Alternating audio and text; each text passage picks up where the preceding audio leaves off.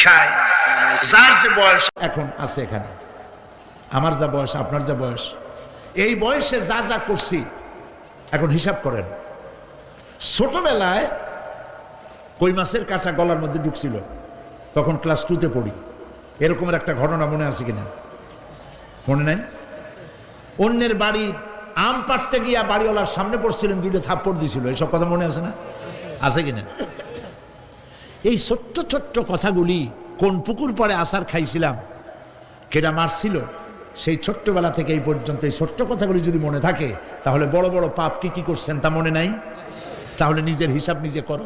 কিয়ামতে আল্লাহ পাক আমলনামা হাতে দিবেন, বলবেন পড়ো, ইকরা কিতাবাক, পড়ো তোমার আমলনামা।